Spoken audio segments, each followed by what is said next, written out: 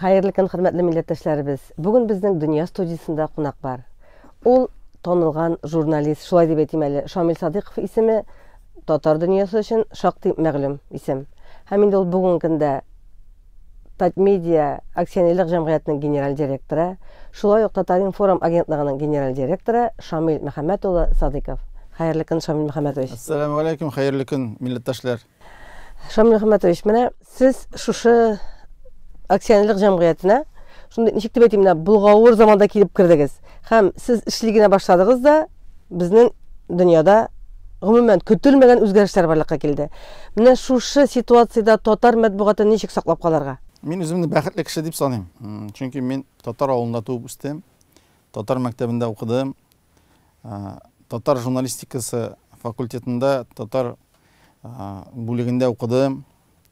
Миңа бик бәхетле булдым рус эфир телевидениесында татар адымнар программасын башлап җибәрергә. Иң беренче коллективта эшләп, алып баручы редактор булып, татар телендә урыс каналында эшләү бәхете тиде.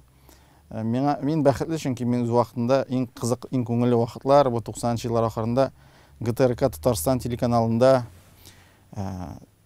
Җиһан программасында эшләү бәхете тиде. Һәм кыю адымнар булды ул, шулай бит? Кыю адымнар, бу яңалык кертү, үзгәртү заманы. Тәнкыйтьтә булдан да, дөресен әйтү булдан да, шулай бит? Мин иң бәхетлесе нәрсә инде, журналистика кирип киттем мин 96-нчы елда. Бу инде татар җәмгыятенең, татар вазгыятенең самый иң кыю, иң күңелле, иң кызык вакытлар иде. Татар иҗтимагый үзәгенең эшләгән вакытлары, шулай бит, татар яшьләре, төрле милли күтәрелеш заманы туры килде. Гомумән мин журналистиканың иң кызык, иң күңелле вакытлар шушы милли күтәрелеш заманына туры килде.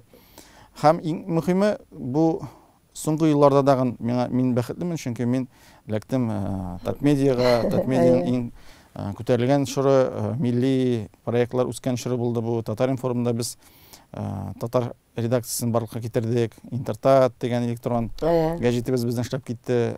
Татар телендә сайт, Татар-Информның татар мөстәкыйль татар сайты, Татар-Информ.татар сайты барлыкка килде. Без район гәҗитләре өчен чыгарабыз атна вакыйгалары дигән кушымта, аның иң зур тираж 70 меңнән артык тираж белән чыгарабыз. Гомумән шуңа күрә мин татар кешесе буларак бик бәхетле, мин кызык, күңелле чорга туры килдем. Һәм иң мөһиме, хәзердәге безнең бу милли журналистика үскән чор дәвам итә. Без күреп торабыз, хәзер ничек вазгыять үзгәрә. Традицион мәгълүмат чаралары депрессив хәлгә керсә дә, безнең яңа медиалар, татар телендәге яңа медиа чаралары барга килә. Шул ук Татар-Информнан тыш менә без күптән түгел эшләтеп җибәрдек китап, онлайн радиосын. Бүгенге көндә китапның ул вообще феноменаль әйбер. 6000 кеше телефонга аны кушымтасын куеп, бүгенге көндә тыңлыйлар. Менә күпме генә кеше әйтсә дә, гомумән шатлык, сөенич һәм рәхмәт сүзләренә килә. Бу уникаль әйбер. Элек без инде килгән булсак, радио тыңлар өчен инде җайланма кирәк булса, машинада тыңлаган булса, хәзер инде телефон исәбенә бу тагын да уңайлырак хәлгә әйләнде. Кеше җоклаганда да, ашаганда да, башка эшләр эшләгәндә дә телефоннан аны тыңлый ала. Ул бер нәрсәгә бәйләнмәгән, бу яңа вазгыять барлыкка килде радио юнәлешендә. Һәм иң мөһиме, китапның сыйфаты нәрсәдә? Ул безгә милли мәдәни байлыгыбыз белән танышырга мөмкинлек бирә. Иң яраткан музыкабыз, яраткан җырларыбыз һәм иң мөһиме әдәби байлыгыбыз белән туенырга мөмкинлек бирә. Авылымнан авыр хәбәр алдым. Дөнья куйган таныш чаптарым. Эх, чаптарым минем, чаптарым, хәтеремдә хәтәр чакларым. Тәүге тапкыр атланырга иткәч, атландырмый егып качканың һәм чапканың яшел болын буйлап эзләр сузылган. Балачакның бөтен сукмаклары синең белән бергә узылган.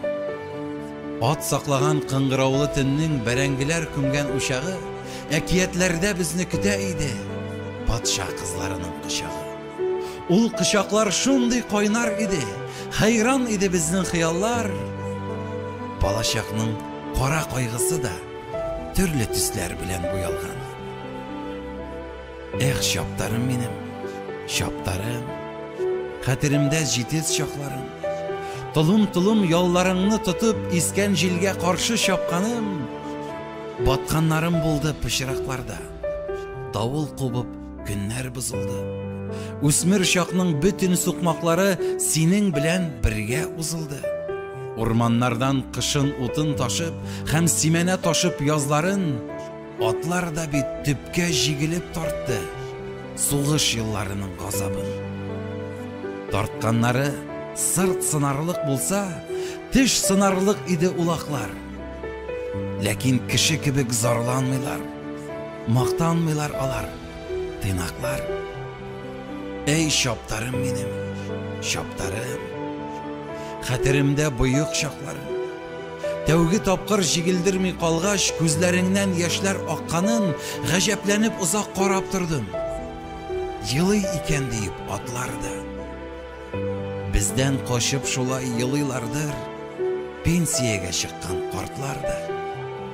Тик кайтарып булмый язмышларының чаптарлардай җитез чапканын.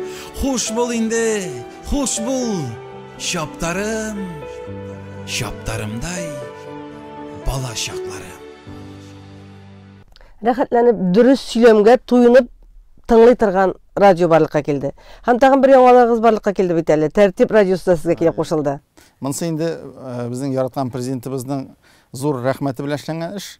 Ул безгә мөмкинлекләр тудырды финанс яктан, һәм безнең кулга мөмкинлек барлыкка килде. Яңадан эфирга чыгарырга, FM ешлыкка Казанда Тәртип радиосы 93-тә бер ешлыкта эшли башлады. Бу инде зур дәрәҗә, чөнки безнең бар бит әле олы яшьтәге аудитория, алар инде кемдер өйрәнгән FM ешлыкларда тыңларга, радио приемниклар тыңларга, анда мөмкинлекләргә барып килде, һәм бу Казанда гына түгел, алай берсе әле бу Чаллыда да булачак.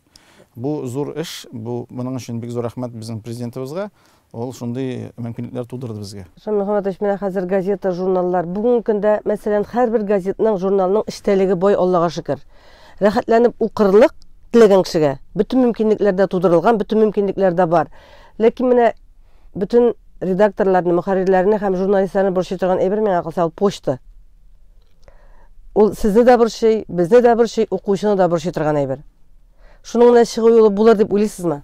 Без инде Татмедиада бу проблемалар белән көрәшеп алҗагач, нинди фикергә килдек, без альтернатив тарату чараларын белән шөгыльләнә башладык Татмедиада. Без инде мәсәлән Казанда җәй башыннан бирле Казанның bütün почта бүлекләрендә һәм иң мөһиме bütün киоск, гәҗит, журнал сатыран киоскларда да Татмедиа газет журналларын, татар телендәге татар гәҗит журналларын махсус җайланма куеп сата башладык. Һәрбер киоскка кирсәң, аерым бер киштә тора, Татмедиа дип язылган, һәм анда татар гәҗит журналлары бар. Безнең 100дән артык киоскта бүгенге көндә махсус рәвештә аерым bir kişide Tatmedia jurnalları, gazetleri tura. Biz şuna göre zor kuş kuyabız bugün günde indi poçta bir gana yavaş bitmezka hem satu kibitler arkalı, satu sistemisi arkalı, poçta arkalı, şifahaneler arkalı bu gazete jurnallarını satu. İkincisi biz eksperiment açıp verdik. Vendingovый avtomatlar satıp aldık. 10'e yakın. Metroda koyduk biz bunu. Her bir Kazanның tüp metro станцияларында бүгінгі күндә bu автоматлар торалар. Һәм кеше уңайлы рәвештә карточка беләнме, акча беләнме аласы килсә мөмкинлек бар сатып алырга гәҗит журналлар. Алалармы? Алалар. Бүгенге көндә безнең бу шушы кибетләр аркылы сату күләме беренче тапкыр артты.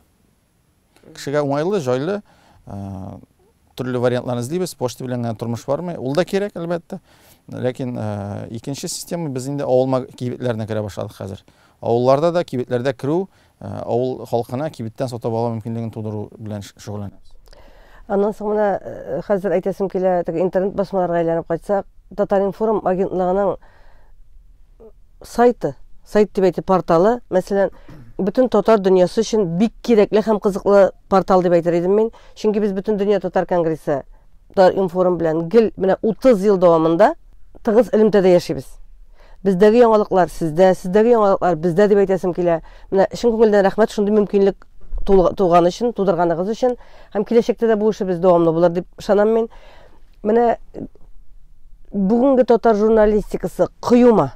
Ничек уйлыйсыз? Татар журналистикасы ул гомумән Россия журналистикасы белән чит ил журналистикасыннан әллә нәрсә аерылмый инде. Шул ук бер эшләү рәвеше, эшләү системасы. Ләкин эштәк ягына килгәндә, әлбәттә, без ияләнгәнбез татар матбугатыннан көтергә ниндидер теге бер яктан тыйнаклык, икенчедән ниндидер теге мәдәни темаларга гына бирелү беләндер. Ләкин хәзерге вазгыять нык үзгәрә. Татар кешесе татар телендә төрле мәгълүмат кабул итәсе килә. Аны кызыксындыра дөньяви яңалыкларда, икътисади, спорт, шоу-бизнес, ул өлкәдә дә аның укыйсы килә. Әлбәттә, шуңа күрә безнең алда тора бурыч бикләнеп ятмаска, аудиторияны эзләргә. Хәзер бит шундый авыр заман җитте журналистикага. Информация дефицит юк. Безнең татар апалар, абыйлар, алар русча да укый беләләр, русча тыңлый беләләр. Без конкуренция татар журналистикасына бик көчле. Безгә аудиторияны эзләргә туры килә. Аудитория артына йөрүгә туры килә. Аның мәнфәгатьләрен, аның белән кызыксынырга туры килә. Аның игътибарын эзләргә туры килә. Шуңа күрә безгә дә заманча шушы тематикага, заманча журналистиканың үзгәрешләрен күз алырга кирәк. Әлбәттә, кызганычка түгелдерме, ләкин халык бик күп мәгълүмат белән кызыксына. Теге Суара дип әйткән матбугат белән. Ләкин әгәр дә кеше укыгач бит без аның белән кире кала алмыйбыз аны. Бүген көндә басма матбугатны алсаң, бик күп шәхси гәҗитләр чыга. Ул безнең байлыгыбыз шулай бит. Анда нәрсә генә, нинди генә шәхси гәҗитләр татар телендә чыкмыйлар. Нинди исемнәре юк, нинди генә тематикасы юк. Кеше бит аны укый, берничә булмый. Без инде дәүләт системасында эшләгәч, дәүләт матбугат чаралары булгач, әлбәттә, андый теге кырыйга китә алмыйбыз. Без тырышабыз нигездә җитдирәк милли мәдәни тематика буенча эшләргә, мәгърифәтчелек белән шөгыльләнергә. Ләкин шул вакытта интернетта, социаль челтәрләрдә без инде кызыклы, мавыктыргыч темалар белән дә шөгыльләнергә тырышабыз. Безнең менә махсус интернет дигән сайтыбыз бар. Ул иң күп укыла торган татар электрон сайты, анда аудитория бик күп. Анда инде әлбәттә тематика, анда төрле тематика, анда күбрәк инде халыкны теге иҗатта, сәнгатьтә яшәгән шәхесләрнең шәхси тормышлары кызыксындыра. Аның белән берничә томый. Ләкин безнең официаль милли мәдәни тормыш өчен Татар-информ дигән сайт бар. Анда инде җитдирәк мәгълүмат булса, интернетта инде без җиңелрәк, кызыграк, күңеллерәк булган җавапларны бирергә тырышабыз. Менә басма газеталарны укучыларның күбесе шу электрон басмаларны укуга киреп китте дип уйламыйсызмы? Газетларны яздырмыйча, шушы рәвештә генә. Хәзер тормыш күп кырлы, күп төсле. Бик теге урысча әйткәндә нишаларга, төрле сегментларга бүленгән. Кеше бер вакытта телевизорда карарга мөмкин, бер вакытта сайтта да утырырга мөмкин, гәҗитендә укырга мөмкин. Шуңа күрә традицион мәгълүмат чаралары, телевидение, гәҗитләр, алар да әле киләсе 10 ел эчендә үзләренең тормышын дәвам итәчәкләр. Тулысынча юкка чыкмаячак ул. Ләкин һәрбер шушы мәгълүмат чарасы үзенең ниндидер бер кыска бәләкәй аудиториясы белән шөгыльләнергә тиеш булачак. Шуңа күрә безнең мәсәлән Татмедиада без инде хәзер гәҗит журналларга зур үзгәреш кертә башладык. Алар инде мисал өчен менә балалар журналлары. Алар бөтенесе дә мультимедия нигезендә эшлиләр. Басма шушы журналны ачсаң, анда телефон белән балачага башта укый, аннары QR-код нигезендә китеп видеосын карый ала. Анда махсус 3D форматында эшләгән уеннар бар. Телефон аркылы керергә мөмкин. Ул басма журналлар, балалар журналлары бүген алар интерактив һәм мультимедия нигезендә эшләнгән. Алар интернет белән туры бәйләнеш, ул бернидер күпер булып тора. Менә шуңа күрә бөтен телевидение, гәҗитләр дә аларның киләчәге бар. Әгәр дә алар интернетка һәм социаль челтәрләргә ялгансалар гына. Башкача алар үзләрен таба алмаячак. Безнең олы яшьтәге апалар, абыйлар да алар инде интернет белән, телефон белән кулланырга өйрәнделәр. Социаль челтәрләрдә утырырга өйрәнделәр. Алар инде телефон белән безгә караганда да кайберләре яхшырак куллана. Шуңа күрә анда да бары кирәк. Шул вакытта иң мөһиме безнең милли мәдәни байлыгыбыз, бу традицион мәгълүмат чаралары, аларны да сакларга кирәк. Гәҗит журналлар да кирәк, чөнки кеше ниндидер теге тотып, кулында иснәп, ял итү, уку форматына кире какмый. Шул ләззәтте алырга кирәк. Ул ләззәтле вакыт бит ул менә. Китап та кирәк, гәҗит та кирәк, бөтенсе кирәк. Театр да кирәк. Һәр нәрсә үз урынында. Һәрсен үз урынында. Радио да кирәк. Шул вакытта инде без төп көчебезне куярга тиешбез интернетта һәм социаль челтәрләрдә эшләргә. Бөтен татар халкы, бөтен дөньяга сибелгән милләттәшләребез көтеп алган вакыйга булды. Ул Татарстан Республикасы президентының халыкка мөрәҗәгате дип әйтсәк тә ярый, аны мәкаләсе дип атасак та ярый. Ул Ватаным Татарстан газетасында дөнья күрде. Һәм менә шушы мәкалә уңайыннан сезнең фикерләрегез? Без инде көтеп алдык аны, әлбәттә, чөнки безгә дәүләт тарафыннан ниндер теге юллама кирәк иде. Аңларга кая барабыз, нишлибез.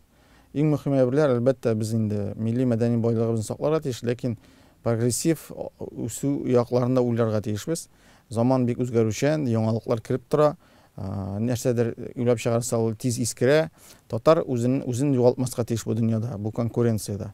Без инде бийек халык, безнең тарихыбыз бай, ләкин без аның белән генә туйнып ята алмыйбыз. Без киләчәк турында уйларга тиешбез. Без нинди вазгыять әзерлибез үзебезнең балаларыбызга, нинди мирас калдырабыз, һәм иң мөһиме, ничек итеп татар итеп тәрбияләй алабыз аны. Монда төрле элементлар булырга тиеш, әлбәттә, теге мәктәп кенә түгел, гаилә һәм иң мөһиме вазгыять булырга тиеш.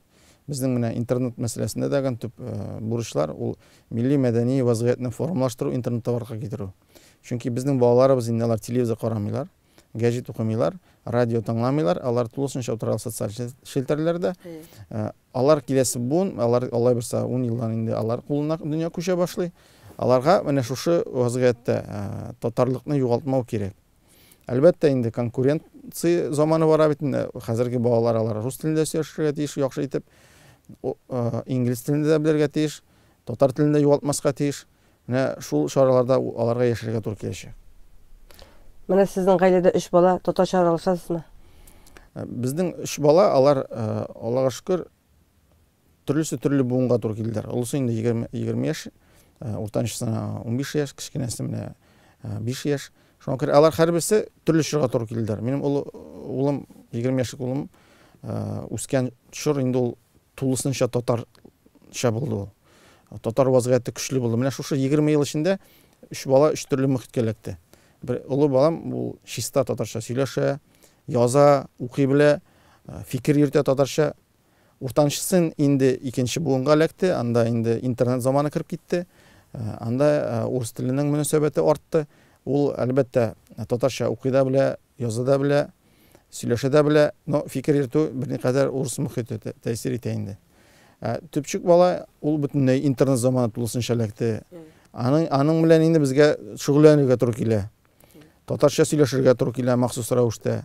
Татарча мөхит формалаштырырга туры килә махсус рәвештә инде. Монда инде тырышырга туры килә. Хезмәт, китаплар алып, татарча программалар караттырып, татарча сөйләштереп, менә анда инде көч күп.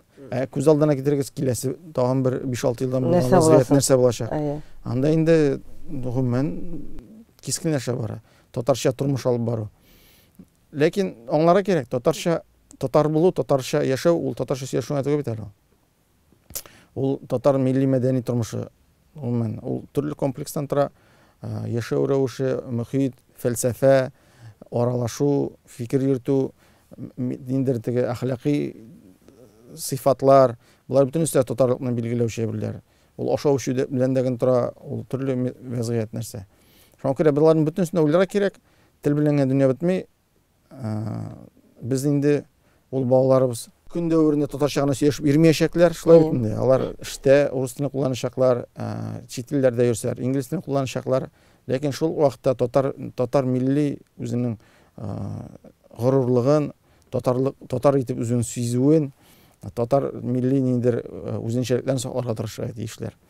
Әйтү авыр, ләкин без инде безнең бөтенебезнең өстендә бу бурыч дәүләт, менә президентыбыз безнең билгеләде бит юллама. Без милли мәдәни безнең менә шушы өлкә, мәгарифәт системасы, журналистлар, булар без бөтенебез тырышырга тиешбез.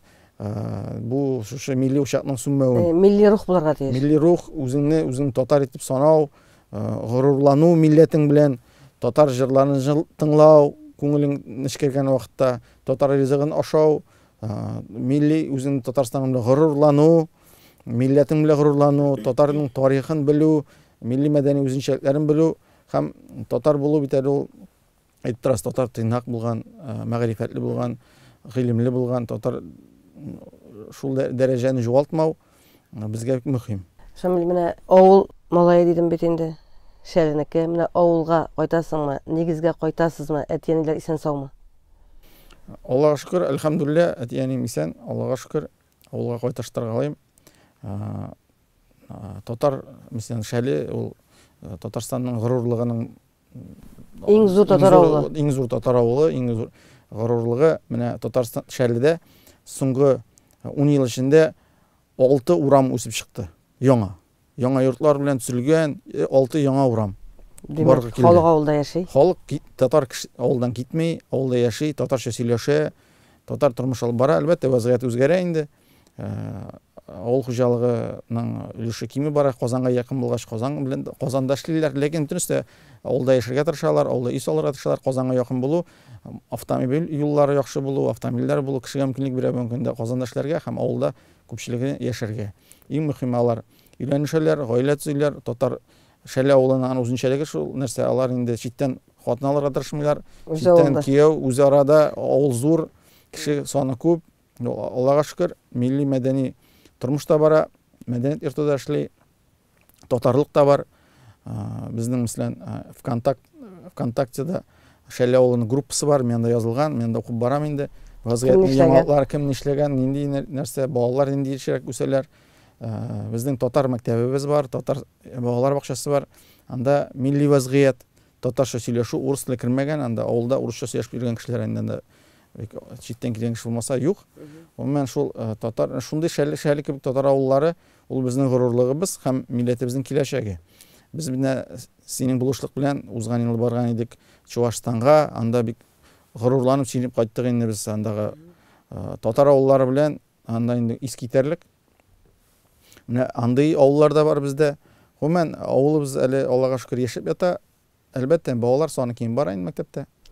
Шамил, Ләкин киләчәккә өмет әле бар, алай булса. Мөхәммәт абыйның бит шәлегә багышланган җыры да бар.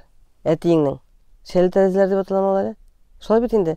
Менә Мирсәет Суңатуллин башкаруында шушы җыр, шәле тәрәзәләр, мин ул җырны бик нык хәтерлим. Менә юкка гына син татар журналистикасына килмәгәндер инде, Шамил. Чөнки әтинең шигырьләр язуы, әдәбиятка нык якын торуы, ул да тәрбия биргәндер бәлкем шу татар журналистикасына кирип китәргә. Юк, тәрбия ул мөһим әйбер бит. Мин дә шагыйрь гаиләсендә тудым. Бөтен балачакта уйнарга уенчыклар җыгы, шул китаплар белән, журналлар белән уйнадык инде без. Мин тирә вазгыять инде шу китап дөньясы белән бәйле иде. Әлбәттә, әтиәнең нәрсә белән кызыксына. Телевизор карыйлар, милли мәдәни кызыксынулар, гомумән сөйләү, фикер йөртү. Әлбәттә, ансы да мөһим. Икенчесе, инде минем әтием журналист булып эшләгән кеше, журналистикада эшләгән, шагыйрь. Әлбәттә, моның тәэсире дә булды. Журналистикага килеп кирүем дә аны сәбәбе булды. Әти, аның ул минем өчен идеал, абруй, дәрәҗә. Да, идеал, ул минем горурлыгым. Аның мин инде журналистика укырга кергәч тәген тырышып укыдым. Әтинең йөзенә төшермәскә, чөнки безнең мәрхүм деканыбыз, безнең кояшыбыз Фарит абый Агзамов, аның якын дусты иде. Гомумән, әти мине мәктәп бетергәч китереп үзенә ертеп алып барды да, Фарит абыйга әйттем, менә Фарит бу минем улым, Шамил. Мин журналист булдым, ул да журналист булачак дип инде. Фарит абый мәрхүм әйтә, ничек журналист булсын инде, менә минем бит улларым тарихчылар булдылар, журналист булмадылар. Дип миннән сорады, Шамил, ничек журналист буласың инде? Ул әтиең журналист булганын әйтә, бер нәрсә бирми дип әйтә. Мин әйттем инде, Фарит абый, мин әти минем өчен яхшырак беләдер миңа караганда. Әйтә, мин тырышачакмын, журналист булырга тырышырмын, мин аңа ят китермәм дип сүз биргән идем Фарит абыйга. Әлхәмдүлилләh, менә шулай. Килде, татар журналистикасына яхшы чорга туры килдем, укытучыларым бик яхшы булды, Фарит абый Агзамов. Ул безнең кояшыбыз, шулай татар журналистикасына нигез салган кеше. Минем яхшы укытучыларым булды, Ишат Юнусович Аминов, ул минем беренче курстан күреп алып, үзенә эшкә алды. Беренче курстан мин инде эфир телекомпаниясында Аминовның кул астында эшли башладым. Ул мине журналистикага кертеп җибәргән кеше. Мен бик уңайлы вакытка туры килдем. Гомумән татар журналистикасының күтәрелгән шуры. Менә шулай итеп журналистикага кирип киттем. Әлбәттә, һәрбер баланың конструкторы, архитекторы ул әтиәни. Әлбәттә, нинди кичкенәдән үк нинди тормышка караш, нинди фәлсәфә салалар, нинди орлык салалар, ул әлбәттә киләчәктә нәтиҗә бирә. Мәктәптә укыганда миңа тагын бер нәрсә мөһим булышты. Без мәрхүм Альберт абый Якинның махсус әдәбият буенча, махсус программасы буенча эксперимент үткәрде ул бездә укытты. Бер классны алып. Менә мин шул класска туры килдем. Эксперимент рәвешендә уларның иң беренче потогы иде. Ул китабы нигезендә әдәбият өлкәсендә ул бит бик кызыклы программа. Анда элеккеге әдәбият программаларында анда өйрәнелә теге эчтәлек кенә. Да, эчтәлек менә кем булган, герой, нишәгән. Альберт абый уйлап чыгарды үз вакытта яңа укыту системасында, анда инде аналитик килеп керде әдәбиятка. Фикер, герой, нәрсә теләгән автор. Минем өчен бу бик зур тәрәгеш булды. Ләкин мен әлбәттә мин теге әзерлекле идем бу информацияга. Һәм менә шушы Альберт абыйның бу программасы тәэсир итте. Безнең әдәбият укытучысы, класс җитәкчебез безнең бик яхшы, ул безгә ул миңа бик зур тәргиш биргәндер. Әлбәттә, әтинең әйткән сүзләре, ниндер өйрәтмәләре журналистика. Әти илге. Әлбәттә, ул үзенең журналистикада булган аның мәсәлән Инапавар группадашы Биктимирова мисал өчен ул бит зур буын, бик көчле кешеләр булганнар, журналистикада көчле эшләгәннәр. Һәм алар да үз вакытында укыган чорда леккәннәр милли үзәң үскән, милли үзәң арткан чорга без менә икенче буын ул 90-нчы елларда туры килдек. Һәм иң мөһиме бу вазгыятьтә бик көч бирде. Чөнки мин журналистикага килеп кергән чор ул татар журналистикасына уянган чор. Аңа ихтирам, аңа ихтияж арткан чорга туры килде. Шуңа күрә бу төрле факторларның туры килүе бик мөһим. Шамил Мөхәммәтович, менә хәзер әти алдында үзен горурланып әйбит, йөзенә кызыллык китермичә әйтә алабыз. Менә Шамил Мөхәммәт улы Садыйков бүгенге көндә Татарстан Республикасының төп матбугат порталы булган Татар Информның генераль директоры. Һәм инде бөтен Татарстанда чыгып килүче дәүләт басмаларының радио телевидениесының җитәкчесе дип. Әлбәттә, Аллага шөкер, менә хәзер горурланырлык, күрсәтерлек мисаллар бар. Инде менә тагын әйтеп киткәнебезчә, Татар Информ инде 30 елдан артык ул безнең халкыбызга хезмәт итә. Һәм менә бүген тасыр төзелүгә 100 ел икән. Татарстан Республикасының дәүләт суверенлыгын алганга 30 ел икән. Бу бит инде шушының 100 елның 30 елын Татар Информ республика белән бергә атлап бара торган. Шул уңайдан республикабыз халкына, бөтен дөньяга сибелгән татарларга, гомумән милләттәшләребезгә әйтергә теләгән теләкләр нинди булар? Безгә татар булып тууыбыз белән Аллаһ Тәгаләгә рәхмәтле булырга кирәк. Чөнки татар булып туу, дөньяга килү һәм бу шушы бөек милләтнең бер өлеше булу зур горурлык һәм зур байлык. Күз алдына китерегез, кайсы халыкның шушындый милли мәдәни байлыгы бар. Кулгалилар бер гасыр элек безнең бөек кулгалилар булган. Әле ул вакытта кайбер милләтләр әле шалашта яшәп ятканда, шалашта сөйләшә генә өйрәнеп шалашта яшәп ятканда безнең бөек милләтебез әдәби әсәрләр барга китергән. Ул вакытта әле күп кенә Европа халыклары жуынара да белмәгән төшер булган бит ул. Безнең татар, бөек татар Булгарда әдәби әсәрләр язып ятканнар. Ул бит гади генә әдәби әсәр түгел. Күз алдына китерегез Кыйса Юсуфны. Нинди калынлыкта китап. Андый милли байлык кимдә бар? Икенчесе, безнең халык арасыннан күпме бөек кешеләр чыккан. Без гомумән Россия дәүләтенең нигез салучы халык. Россия бит Алтын Урда нигезендә бар килгән. Алтын Урда аның Россиянең теге алдынгы дәүләте. Без өлеш керткәнбез бу милләтнең үсешенә. Милләт фән өлкәсендә, хәрби өлкәдә алыкмы, сәнәгать өлкәсендә алыкмы. Гомумән Татарстанда яшәү зур горурлык. Мин күп регионнарда булырга туры килә, Россия буйлап күп йөрим. Кем башка регионнарда еш булак аңлый. Татарстанның һәм Казанның дәрәҗәсен бүген көндә. Мондый моторлык, үсеш башка җирдә. Бу бер кая Европа дәрәҗәдә. Аллага шөкер. Әлхәмдүлилләh. Мондый моторлык бер кайда да юк. Бу юктан теге һавадан төшкән әйбер түгел бит. Безгә моны беркем дә китереп белмәгән. Бу безнең милләтебезнең эшләп тапкан нәтиҗәсе, хезмәтенең нәтиҗәсе. Аны беркем дә үзебезнең акчага, үзебезнең халкыбыз барлыкка китергән байлык. Менә шушы безнең тирәюн. Әлбәттә. Бу монсы бер. Икенчесе безнең бүгенге халкыбызның вазгыяты. Инде генә авырлыклар кичермәсәк тә, инде генә караңгылыкка кирмәсәк тә, бу гасыр эчендә һәр вакытта ниндер теге таш арасыннан булса да бәреп чыгып, шытып чыккан үлән көк безнең милләтебез торган. Юкка чыгып биткән дәрәҗәләр булган вакытлар булган бит. Караңгы заманнар булган. Шулай бит. Шукындырулар, шәһәрләрне юкка чыгарулар, авылларны юкка чыгарулар, милләтне юкка чыгарулар булган. Элитасы юкка чыккан милләт булган. Һаман безнең милләт шытып чыгып, яңа үсентәләр, яңа тамырлар җибәреп, хәрбәттә торган. 20нче гасырның башын күз алдына китерегез. Нинди күтәрелеш булган.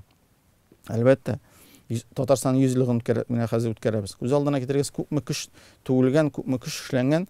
20 гасыр башында. Әлбәттә, ул вакытта бу эшләнмәгән булса, дәүләтчелегебезгә нигез салынмаган булса, ул вакытта без 90-нчы елларда беренче эшләй алмаган булырбыз. Безнең бөтен дәүләтчебез, безнең республиканың бүгенге халаты шул вакытта формалашкан. Шулай бит инде. Административ яктан дагы, икътисади яктан дагы совет чорында бик күп эшләр эшләнгән. Бүтән нигез салынган. Гомумән бу зур байлык, и минем әйтәсе килә, бу бер генә кеше бернәрсәдән барлык китерә алмый. Һәрбер ниндидер зур уңышлар артында меңләгән, йөзләгән кешенең тырышлыгы тора. Бүгенге көндә Татмедиа акционер җәмгыятендә 1700-дән артык кеше эшли. Безнең татар журналистикасы, Аллага шөкер, бик көчле хәлдә бүген. Безнең шул татар информда булсынмы, гәҗит журналларда булсынмы, күпме татар кызлары, җегетләре, абыйлары, апалары эшлиләр. Алар совет чорында шушы эшне алып баралар, безгә мирас итеп җиткергәннәр. Без аны хәзер бурычлы аны үстерергә, яңартырга зур көч куелган. Милләтебез бай, журналистикада бик көчле. Гомумән шушы эшчәнлек аркасында җитәкчелегебезнең карашы бик мөһим. Әлбәттә, Татмедиага финанслана дәүләт тарафыннан, шулай бит инде, президентыбызның махсус ниндидер проектларга махсус булышлыгы бара. Шул ук тәртипне алыгыз, китапны алыгыз, шулай бит инде. Иң мөһиме, җитәкчелегебез тарафыннан аңлау бар. Миллилек бар, милли үзаң бар, милләт өчен горурлык бар. Ансы иң мөһиме. Әлбәттә. Әгәр дә үстән хуҗалар тарафыннан бу андый караш һәм вазгыять булмаса, беренче дә булмаса. Ул Минтимер Шәриповичның акыллыгы да, ул бит инде безнең Аллаһ Тәгалә тарафыннан биргән бүләк безгә. Ул бит инде зирәк, акыллы кеше. Президентыбыз безнең көне-төне эшли. Ул аның ялткан да юк. Ул иртәнге 6-дан кичке төнге 12-гә кадәр эшли. Тик тормый, республика белән шөгыльләнә, акчасыз беренче дә була алмый. Аның кебек тырыш регион җитәкчесе Россиядә бердә дә юк. Шундый үзебезнеке иң мөһиме милли җанлы. Милли карашлы, татар музыкасын ярата, татар телевизиясын карый. Безнең журналистика белән кысына бу бәхет түгелме инде? Әлбәттә. Әлбәттә. Исән сау булыйк. Рәхмәт. Менә шушы булганның кадерен белеп, бәрәкәтен күреп, исән сау яшик. Рәхмәт бик зур. Рәхмәт бик зур. Бүген безнең Дөнья студиясында кунакта Татмедиа акционерлык җәмгыятенең генераль директоры, Татар Информ Республика агентлыгының генераль директоры Шамил Мөхәммәт улы Садыйков булды. Мин Гөлнә Шәйхи, бүгенгә сезнең белән сау булашам.